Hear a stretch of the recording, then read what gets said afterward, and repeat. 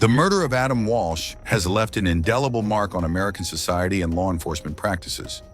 But how did the abduction of a young boy from a seemingly safe environment turn into a national tragedy? What led to the horrific discovery of Adam's severed head? And how did this tragedy unfold in the broader context of public safety and media coverage? What role did the Walsh family's relentless pursuit of justice play in shaping contemporary responses to child abduction and exploitation? The investigation into Adam Walsh's murder not only ignited a nationwide dialogue on child safety, but also catalyzed significant legislative and societal changes. In today's video, we are going to explore the details of this tragic event, so stay tuned and don't forget to subscribe to our channel. Florida, often portrayed as a sun-soaked paradise with its picturesque beaches and warm climate, is a state that draws millions of visitors each year. While many envision it as a vacation haven, for the residents, it is home. In 1981, among the many families living in Florida, the Walsh family was a part of this vibrant community. The family consisted of John Walsh, his wife Reve, and their young son Adam. Their lives were set against the backdrop of a typical Florida summer, marked by its sweltering heat and the approach of the new school year. John and Reve Walsh, originally from New York, had settled in Hollywood, Florida, seeking a fresh start in a warmer climate. Their journey began in 1971 when they married after meeting during John's college years. The couple's move to Florida in the early 1970s was driven by a desire for new opportunities and a different lifestyle. Their new life was filled with the joys and challenges of raising a family in a state known for its diverse population and unique cultural blend. On November 14, 1974, the Walsh family welcomed their only son, Adam. As a young boy, Adam was described as energetic and full of life, embodying the innocence and curiosity typical of children his age. His parents doted on him, and their small household was filled with the usual activities and routines of a young family. The summer of 1981 was a particularly warm one, with temperatures rising as the school year loomed closer. The Walsh family, like many Floridians, was adjusting to the seasonal shift and making the most of their time together before school resumed. On July 27, 1981, a routine trip to a local mall would take a tragic turn, altering their lives forever. Reve Walsh had planned a simple shopping excursion to the Hollywood Mall where she hoped to find a lamp on sale.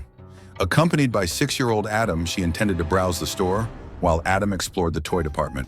The day was expected to be like any other summer outing, filled with the mundane details of everyday life. But they didn't know that this seemingly ordinary day would become a pivotal moment in their lives, setting off a chain of events that would draw national attention and leave a lasting impact on child safety advocacy. On the afternoon of July 27, 1981, Adam Walsh accompanied his mother, Reve Drew, on a shopping trip to the Hollywood Mall, now Hollywood Hills Plaza, in Hollywood, Florida.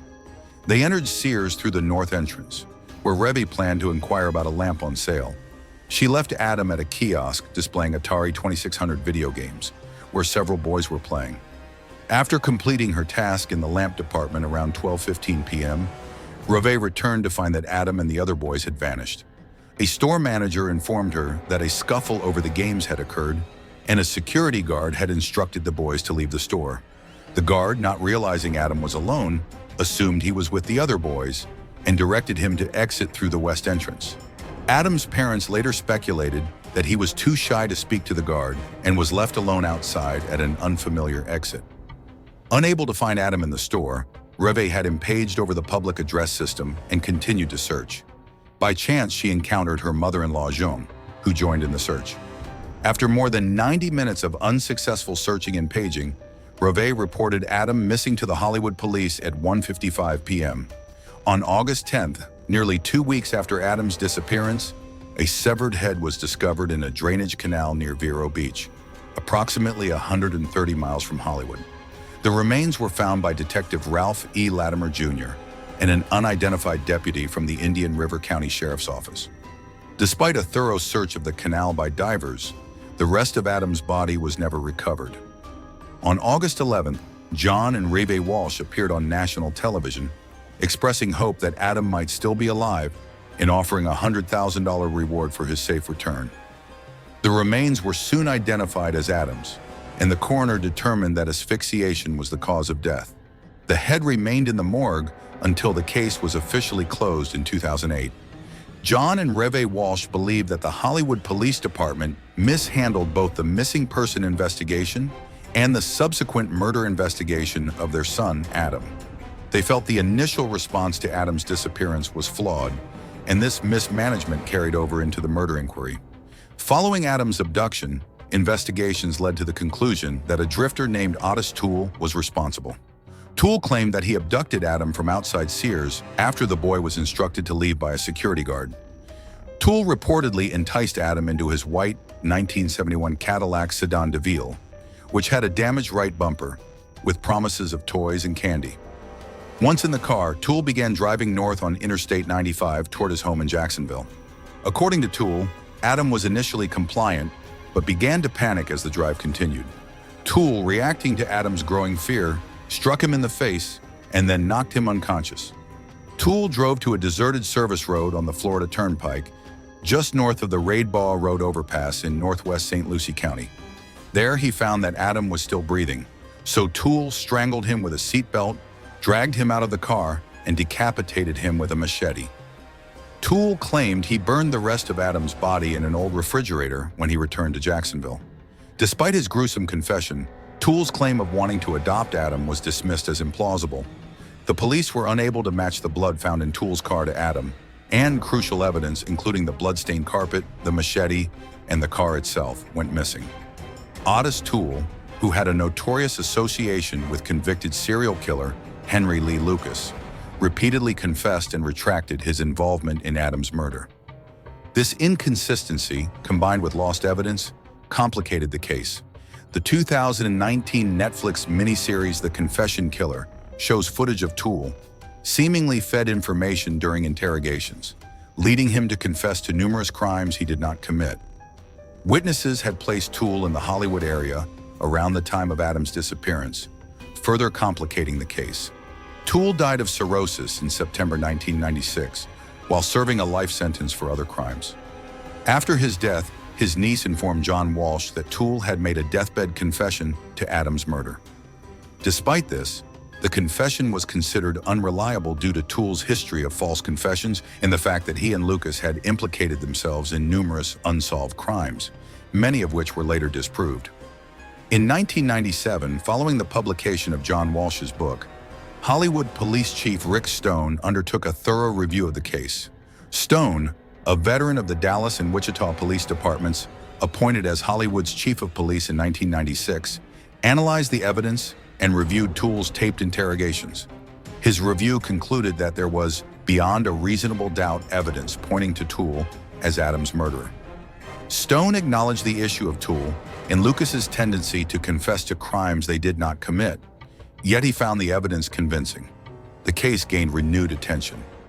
In 2007, when Jeffrey Dahmer, the notorious serial killer, was named as a potential suspect, Dahmer, who was arrested in 1991 for killing and dismembering over a dozen men and boys, was living in Miami Beach at the time of Adam's murder. After Dahmer's arrest, his father called the America's Most Wanted hotline, suggesting that Dahmer might have been involved in Adam's case. Two eyewitnesses had placed Dahmer at the Hollywood Mall on the day Adam was abducted. One described a strange man entering the toy department, while another saw a young blonde man with a protruding chin forcibly placing a struggling child into a blue van. Both witnesses identified the man they saw as Dahmer after seeing his photo in the media. Additionally, Dahmer's former workplace had a blue van at the time. Despite these allegations, Dahmer consistently denied involvement in Adam's murder. In 1992, he asserted, "I've told you everything. How I killed them, how I cooked them, who I ate. Why wouldn't I tell you if I did it to someone else?" Some speculated that Dahmer might have avoided confessing to Adam's murder to protect himself from being labeled a pedophile in prison. John Walsh, however, stated that he had seen no evidence linking Dahmer to Adam's abduction and murder. On December 16, 2008, Hollywood Police Chief Chad Wagner, accompanied by John Walsh, announced that the case was officially closed. After an external review, the police declared their satisfaction with the conclusion that Otis Toole was the murderer. Despite the unresolved aspects of the case and the controversies surrounding Toole's confessions, the closure marked an end to an agonizing chapter for the Walsh family. The television film Adam premiered on October 10, 1983, and was a poignant portrayal of the tragic kidnapping and murder of Adam Walsh. The film drew an audience of 38 million viewers for its initial broadcast. The subsequent airings in 1984 and 1985 continued the public engagement by featuring images and descriptions of missing children. These broadcasts were instrumental in generating leads for investigators, resulting in the recovery of 13 out of 55 missing children shown. Among the success stories was that of American rapper Bizzy Bone, who was reunited with his mother after a babysitter recognized his photograph during the broadcast. The case in the film had a profound impact on legislation and public awareness regarding missing children. In response to the heightened concern and advocacy from the Walsh family and other parents of missing children, the U.S. Congress passed the Missing Children's Assistance Act in 1984. This legislation led to the establishment of the National Center for Missing and Exploited Children, NCMEC, an organization dedicated to providing support and resources for missing children cases. Additionally, the Code Adam program, designed to assist in locating lost children within department stores, was named in Adam's honor. On July 25, 2006, Congress passed the Adam Walsh Child Protection and Safety Act, which President George W. Bush signed into law on July 27, 2006. The signing ceremony took place on the South Lawn of the White House, with John and Reve Walsh in attendance. This significant piece of legislation created a national database of convicted child molesters and imposed harsher penalties for sexual and violent offenses against children. It also established a RICO, Racketeer-Influenced and Corrupt Organizations, cause of action against child predators and those who conspire with them. The Adam Walsh Reauthorization Act of 2016, which continued the funding and support for programs initiated by the 2006 Act, was integrated into H.R. 5578, the Survivors' Bill of Rights Act of 2016. This reauthorization was signed into law by President Barack Obama on October 7, 2016, ensuring ongoing support for the initiatives aimed at protecting children. The extensive media coverage of Adam Walsh's case and the subsequent film contributed to what has been described as a mid-1980s panic over stranger abductions. This widespread fear, disproportionate to the actual numbers, has had lasting effects on society. Criminologist Richard Moran from Mount Holyoke College commented on the profound shift in the societal attitudes, noting that the case fostered an environment of fear that changed how children were raised and supervised.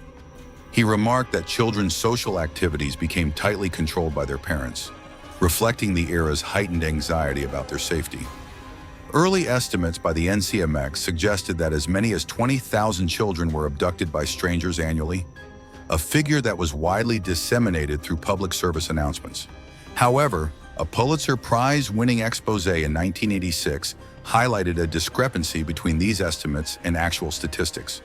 For instance, the FBI investigated only 67 stranger abductions in 1984, a stark contrast to the earlier figures.